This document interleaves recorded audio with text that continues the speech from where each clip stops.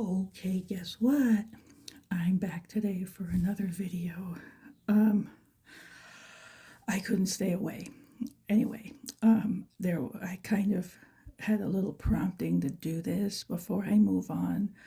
So anyway, I thought I'll do this one today, and then I'll pick up on either Sunday or Monday. We'll see. So, um, okay, this little thing is just going to be short. It's just going to be a quick little lesson about, make sure this shows up well here. Move this in here. Yeah, this. We talked about this a little while back. It was Acts chapter 2, verse 42. And there's so much confusion out there now about the topic of unity. So I just felt that I needed to go over this more before moving on. So here goes. Okay, so first I'm going to draw a chart here. Okay, there are 4 sections.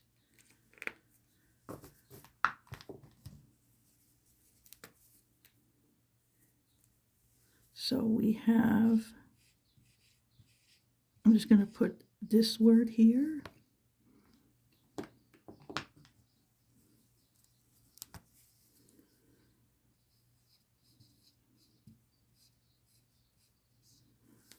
Okay. It's not capturing it all. Okay, so we have true unity.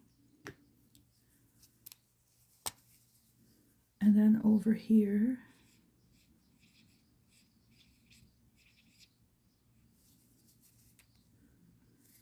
we have false unity. And then over here, we have a thing called true, and I'll move this over.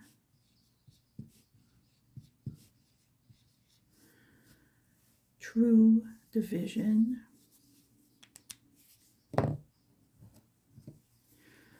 then we have another thing called false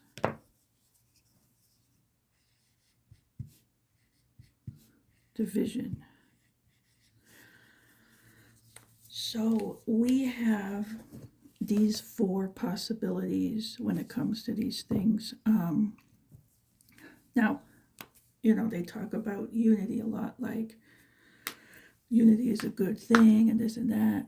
And yeah, but you have to define unity. I mean, unity is not a good thing at all cost. You can't sacrifice truth. You can't compromise with sin. You can't do any of those things for the sake of unity. First of all, it's not going to be true unity. And second of all, it's going to corrupt the church. I mean, it's just like you have a glass of water and you drop one little drop in there of some poisonous substance and it corrupts the whole glass of water. It might look like water, it's okay to drink, but it's not. So, I mean, you have to be very careful what you let in the door, and nothing is going to be perfect, of course, but you should be striving for truth. Okay, so true unity is only achieved when it's around a center of truth. You won't get it any other way. It's not even really possible. I mean, you can unite with whatever, but it's not going to be the unity that Jesus is talking about. That only comes when you have the Holy Spirit and you're a Christian and you're together with other Christians, you're fellowshipping and you agree on the truth. Then you have true unity. and you feel it in the fellowship. There's just this flow. It just clicks. You feel that. So that's, you're in agreement. That's true unity. And that's what it talks about when it says they were all in one accord. Okay, that's the kind of unity that is. And I have some verses I'll go over later. And then, of course, false unity is the unity where people sacrifice truth for the sake of unity, or compromise with the world, with sin. And they do all this just to, come together. But it's not real unity. It's false unity.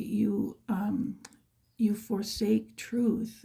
It's at the cost of truth that they come together in this unity. And it's not even real unity. So you don't have either one. You don't have truth and you don't have unity. And over here you have both truth and unity. So that's how that's supposed to be. And we see a lot of this being pushed today.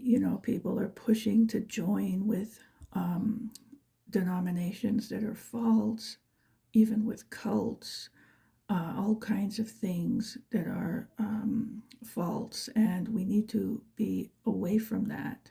So that brings us to this one here, true division.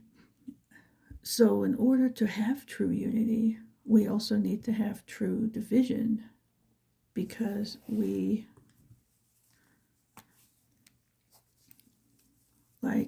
here we are, here's the truth, and over here is the error. Okay, so this is error, and this is truth.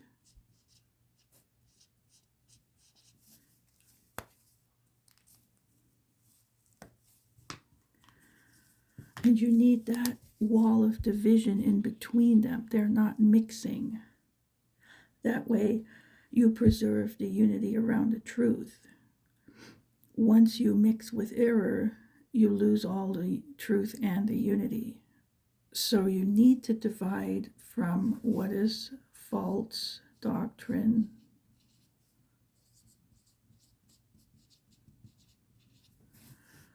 and from sin. You need to divide from that in order to preserve this truth and unity, true unity.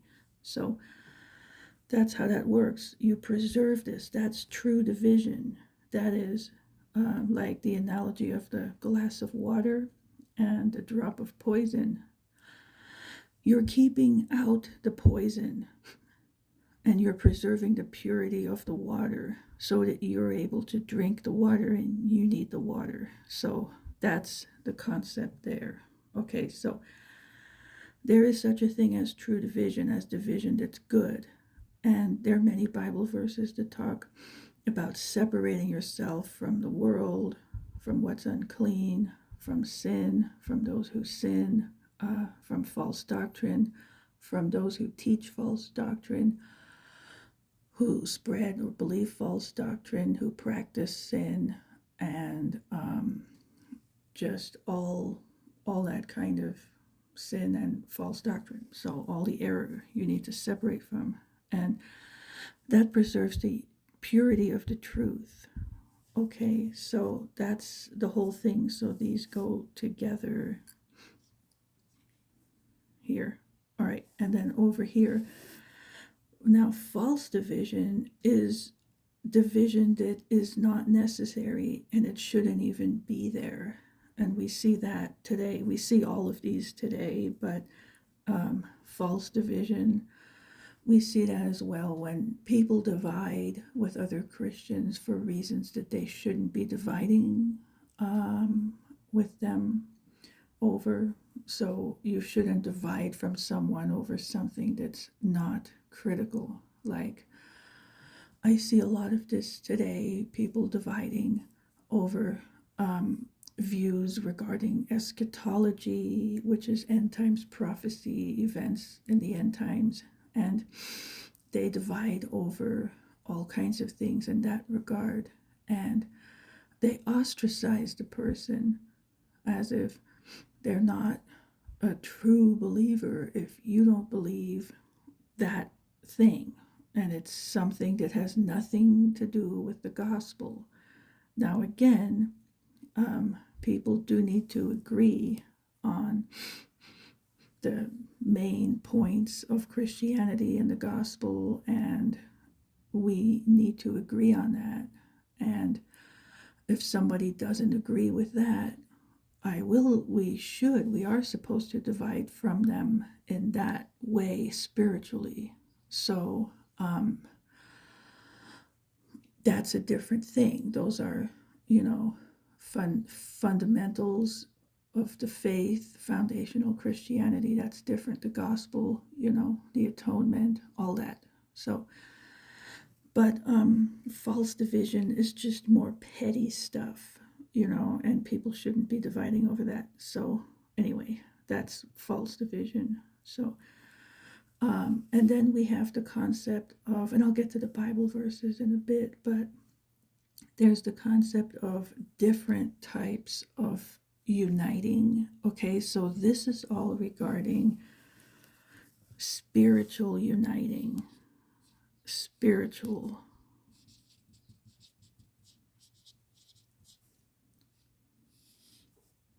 So this is not about other forms of unity. This is spiritual unity, spiritual fellowship. We recognize each other as Christians and we accept each other as true Christians and we fellowship together. That is not the same as socializing. Socializing, for instance, the Bible talks about this where we're told it's okay to have lunch with an unbeliever as long as we're not compromising, we're not sinning in any way. So that's okay. We're not sinning. Okay, that's important. We're not engaging in sin. We're not compromising. We're just having lunch with them. And there could be different reasons for that. Maybe we're hoping to give them the gospel and we're just establishing a connection, or anything along those lines. Maybe it's somebody we know somehow and we're just having lunch with them and they know we're a Christian, but we're not ostracizing them. Maybe they'll become a Christian later. So it's just, we're keeping that tie going, but we're not uniting with them spiritually. Then there is other types of unity, like family unity, friend unity, as long as it's okay, that kind of thing. We're not uniting with them spiritually. We just have the association with them in the meantime. We're not obviously associating with somebody who's in serious sin, someone who's in the occult or something like that. I mean, you got to draw a line, but as long as they're pretty decent, otherwise that's a different thing. So like at work, we might join to cooperate for a goal to finish a job. We're not uniting with them spiritually. So there's a difference there. Okay. Okay, now the Bible verses. Now I have this wonderful quote. What it is: true unity is unity around the truth. Otherwise, it's not unity. And then here's a picture for that. I should put this up here. Truth and people united around the truth, and they're united together then based on that. Okay, and then we have truth even divides, and we are to be divided by truth versus error, not united in error, and not having the truth there for everybody to be focused and centered around. So, okay. Now, the verses, a lot of the time, people will jump to John chapter 17, verse 11, about how Jesus prayed for unity, but he didn't mean unity with compromise. And I mean, I just talked about all that, so that puts it in context. There are more verses that put this in context, so I will go first to Matthew.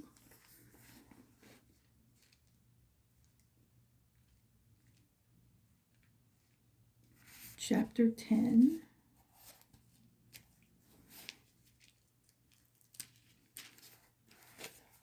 All right, and it's starting at verse 32.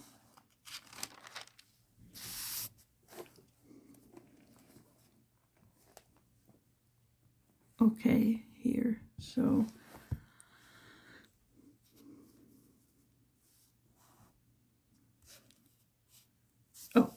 verse 34. Here, do not think that I came to bring peace on earth. I did not come to bring peace, but a sword. And some translations have this more as not to bring unity, but division. Because when you read on, you see, for I have come to set a man against his father, a daughter against her mother, and a daughter-in-law against her mother-in-law. And a man's enemies will be those of his own household. He who loves father or mother more than me is not worthy of me, and he who loves son or daughter more than me is not worthy of me. And he who does not take his cross and follow after me is not worthy of me. He who finds his life will lose it, and he who loses his life for my sake will find it. So here we see that, I need this red pen again. Okay. Jesus brings the division here. This is truth. This is Jesus' truth. Either you're for him or you're against him. Okay, and this is the line of separation that divides people on one side or the other. So, and if you're a Christian walking with him, you'll see this. Either you're on this side and you see all the people on the other side of the fence, and all of a sudden there's this big division, and people ostracize you, they persecute you, even they separate from you, and they ridicule you and all that. So once Jesus comes up in the conversation, you see this quick polarization that they're either here or they're here. That separates it that quick. So, they may all be getting along just fine around coffee and donuts until somebody brings up Jesus, and you just watch. You can see it happening. It's just, you see this field, like this polarized magnetic field, plus, minus, and you see it. They're on one pole or the other, opposite ends, and that's it. So that's how this works. Okay, now, so we read that, and now Acts 2:42 is just the one that talks about how they continued in the apostles' doctrine, and they were in one accord. So doctrine is the center. Okay, and now Romans will be the last one. Romans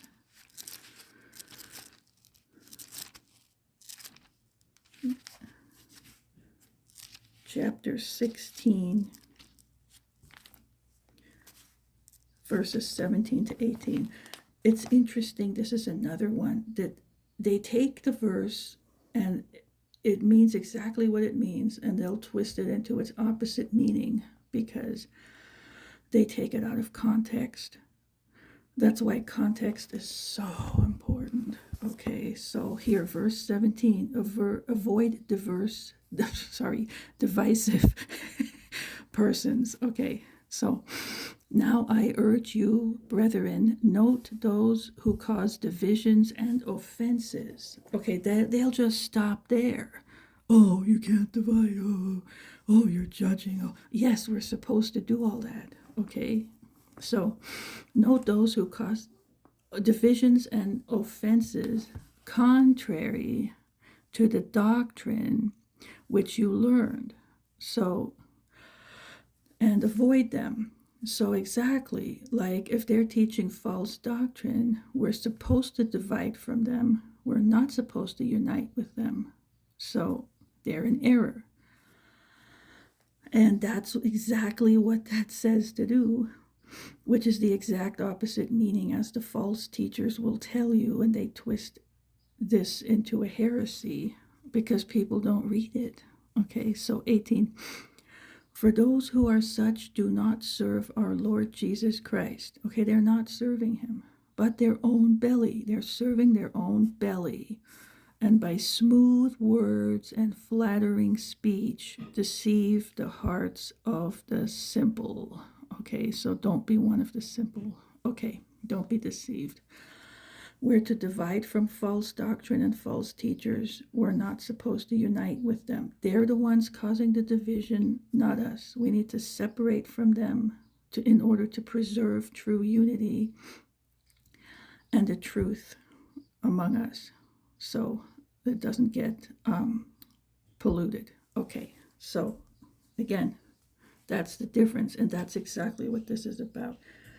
So we preserve true unity and not false unity. We have true division going on here, not false division. Okay, this is true division, not false division. So here again are these. Okay, so he's specifically telling you to divide from them, not to unite with them, and that you're not they're the ones creating division in a sense of false division. They're bringing in error. You're the one with true division and true unity, and they're the ones with false unity and false division, ironically, all at the same time. So, and the ones promoting that you follow people who are in error are also promoting false unity and false division by introducing the false teachings into the body and polluting the purity and the truth, just like tainting the water, the pure water in the glass with the poison. Okay, so that is it for this one. I hope that clears up everything on that, and I'll be back in a few days, a day or two. Okay, have a good weekend.